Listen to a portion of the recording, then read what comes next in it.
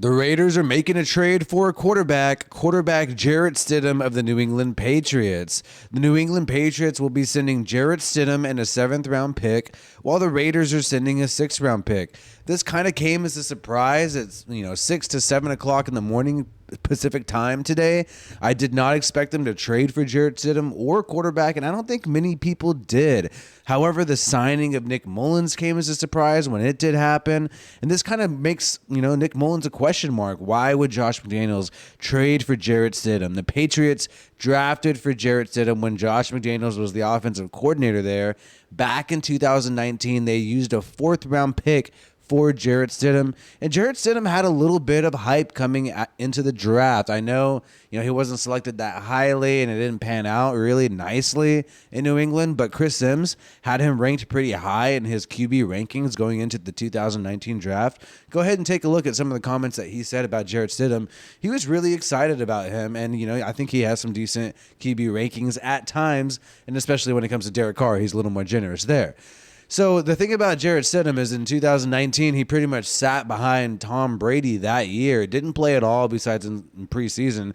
And you know how it is to sit behind Tom Brady. He's going to be a complete asshole to you. So he probably didn't have the best time in 2019. But then 2020 came around, and he had a clear, easy competition against Cam Newton. It was Cam Newton versus Jarrett Stidham, who's going to be the quarterback in 2020. And Jarrett Stidham ultimately lost the QB battle. And Cam Newton, who didn't really even know the scheme, was able to come in, learn the scheme very quickly in 2020. And that was when they had limited practices because of the thing going on around the world. I don't want to say the word, but you guys know what I'm talking about.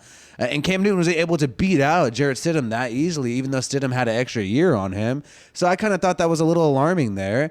And then 2021 comes along. The Patriots choose Mac Jones, and apparently there's no competition between Stidham and Mac Jones. So this is a backup signing. This is a depth signing. We know that Josh McDaniels wants a young QB who he can groom over time. And maybe he already started the grooming process with Jarrett Stidham, who's 25 years old, by the way. And he doesn't want to end that process prematurely. He wants to keep it going. And that could be something that's really interesting. We know we also have Chase Garbers on the roster from UC Berkeley, undrafted free agent this year, young quarterback, mobile quarterback. And we thought maybe he's someone who we can groom over time. Maybe he can sit on the practice squad because he wouldn't be easily plucked, unlike somebody like Jarrett Stidham. So Tom Pelissero is saying the trade gives Raiders coach Josh McDaniels a QB who knows his offense, while the Patriots free up a spot because they drafted Bailey Zappi in the draft, and they drafted him in the 4th round just this past draft. So they have their new backup QB. Bill Belichick gave him the phone call and drafted that guy. So I guess there's no need for Jarrett Stidham there. And it's interesting that Bill Belichick decided to go on and move off Jarrett Stidham and go ahead and roll with Zappi without really doing any intense practices, really no preseason at all. You would think he'd make that decision closer to preseason, but perhaps the decision was already made as soon as they drafted Bailey Zappi there, But we'll see what happens with Jarrett Stidham. He's definitely going to battle it out with Nick Mullins. That will probably be a really interesting QB battle. This really kind of pushes Chase Garbers out too. I thought maybe he would have a chance to make the 53-man roster if he had some preseason snaps. Now it looks like he's going to get pushed out.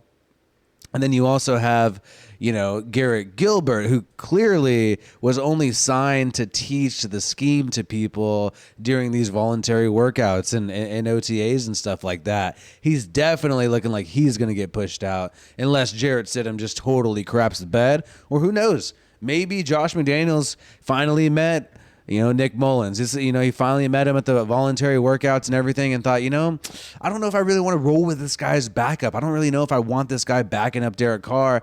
I think we can get a lot better than that. And Jarrett Stidham backing up Derek Carr, I will say, I can't sit here and say, oh, I've seen Jarrett Stidham play, in a regular season game and totally ball out. And so I think he's going to be great. No, I mean, that hasn't happened. In 2020, he's came in at some times for Cam Newton. He's and even though he came in he came in for Cam Newton, also they had Brian Hoyer there as well. So even though when Cam Newton was hurt, when Cam Newton wasn't doing well in 2020, they decided to bring in Brian Hoyer instead of Jarrett Stidham, even though it was his 2nd year of his career. So there's no real proof that he is even great as a backup, other than Josh McDaniels' private correspondence with him, private sessions with him, private knowledge of him from practice. That's the only source that you can point to and say, all right, this guy's a good quarterback. This guy would make a good backup, is what Josh McDaniels knows. Yes, he played at Auburn. He did well in Auburn somewhat. Didn't really crack 3,000 yards in his last year in terms of passing. So even that's a little unproven in some respects. So this is really just Josh McDaniels going out on a limb and saying, instead of Nick Mullins, instead of Garrett Gilbert, Chase Garbers, I think it's much easier for me to just go ahead and get Jarrett Stidham. And he coughed up a 6th-round pick, which is chump change in a lot of ways, but it's not a 7th-round pick. And it was a swap. So, hey, interesting to see us doing business with the New England Patriots. Really, you don't typically see teams do this with other AFC teams, make these trades happen so frequently. However, maybe they got a positive relationship. And you heard Bill Belichick say he's happy for Josh McDaniels. He's happy that he's plucked away a good portion of his staff. I don't know how true that is, but you can go out and check out the draft press conference with Bill Belichick.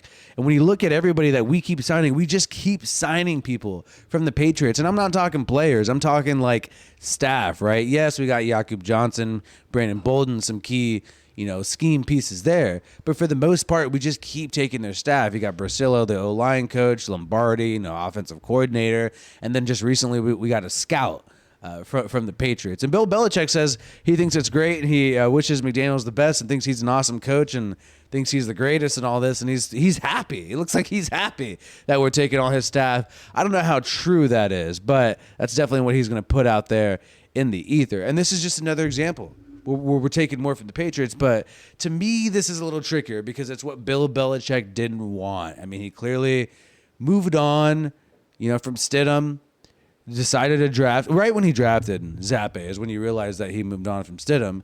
And the fact that he made that decision, whenever Bill Belichick wants to do something and you agree with it, you might be getting screwed over. Like, this is what people say. This is what people say on draft night. Like, if Bill Belichick calls you for a trade and it sounds too good to be true, you just hang up the phone because Bill Belichick's probably screwing you because he's such a genius when it comes to this football stuff, right? So, I don't know. Bill Belichick wanting to give up Stidham, I don't know about that. But Stidham picked up 256 yards in 2020. Didn't play much, never cracked more than 64 yards in a game. He's never started a regular season game, if I'm not mistaken, and I believe I am not mistaken, that is true. Never started, never really played. Preseason, he's going to get some action there, and we'll see. But let me know in the comments right now, who do you think will be the number 2 QB behind Derek Carr? And I kind of like this because, and let me know seriously in the comments. I really want to know. I actually do read a lot of the comments. I like this because it gives us something to watch during preseason.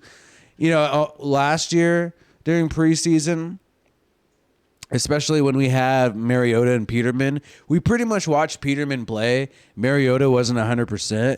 And then, we kind of knew Mariota is the number 2 QB, so it really doesn't matter. He's paid like the number 2 QB. Preseason QB battle didn't really matter at all. And it was just fun watching Nathan Peterman, who is now a Chicago Bear, by the way. Nathan Peterman was just signed by the Bears. Let's see if he whoops Justin Fields' ass. I think that's totally possible. Can he beat out Justin Fields?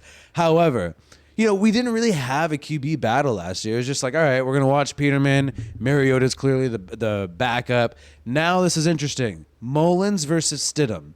That's going to be intense. Can Garrett Gilbert, I think it's steep for him. He's been in the league for 10 years. I think he's older than Derek Carr, so it's going to be hard for Garrett Gilbert. I'm going to go ahead and just cross that off just as a pure, just projecting and predicting. I could be wrong, and I'm sorry to anybody who knows Garrett Gilbert or is a friend of his or anything like that. I'm just going to go ahead and assume that in the 53-man roster, he's going to have a tough time. Maybe he'll be a practice squad guy. I'm not sure. But Stidham, Mullins, and then can Chase Garbers get in the mix? The only reason why I think Chase Garbers has a legit shot to make the 53-man roster, if Josh McDaniels really likes him, really thinks he's really athletic and interesting, and he kind of thinks to himself, okay, well, if I put this guy on the practice squad, somebody's going to pluck him. Somebody's going to pluck him away from me, so I can't put him on the practice squad. I have to carve out some space on this 53-man roster to keep Chase Garbers. That is totally possible. So We'll see if that happens. Either way, my name is WiFiWillie. I hope you enjoyed this video. This is the Raiders Rundown. Like this video if you haven't already. It helps us out. But mainly subscribe, and subscribing really helps us out in the algorithm. And another thing, ring the bell to get notifications. Turn on all your notifications so you don't miss any of my videos. I always try to get straight to the point with little fluff, very to no little advertisements at all. And I hope you guys enjoy this Raiders content coming to you every single day. Peace out. I hope you have a good one. See ya.